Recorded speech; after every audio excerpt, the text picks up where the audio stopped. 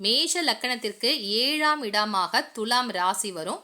இந்த துலாம் ராசிக்குரிய அதிபதி சுக்கிரன். அப்ப இந்த ஜாதகருக்கு 7ஆம் அதிபதியாக சுக்கிரன் வருவார்.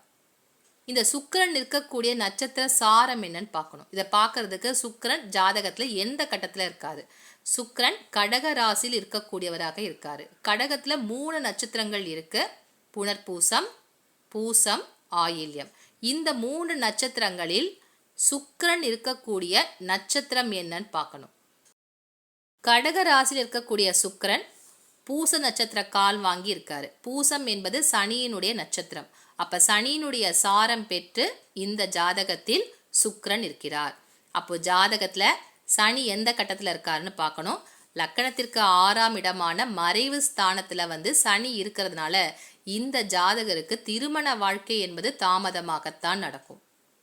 நம்ம என்ன பார்ப்போம், 7ஆம் இடத்த அதிபதி சுகஸ்தானத்துல அமர்ந்திருக்காரு, கடகராசியில அமர்ந்திருக்காரு. அப்ப சுகஸ்தானத்துல இருக்கு இந்த சுக்கிரன் நீசம் பெற்றோ ஹஸ்தங்கம் பெற்றோ இல்லை, நல்ல வலுவான நிலையில் இருக்கக்கூடிய ஒரு கிரகமாகத்தான் இருக்காரு. கேந்திர ஸ்தானத்துல 7ஆம் இடத்த அதிபதி இருக்கிறதுனால சீக்கிரமா திருமண வாழ்க்கை அமையும் அப்படின்னு நம்ம நினைப்போம். உண்மையில் இந்த ஜாதகருக்கு திருமண வாழ்க்கை வயது 30 தாண்டிய பிறகுதான் ஏற்படும். ஏனென்றால்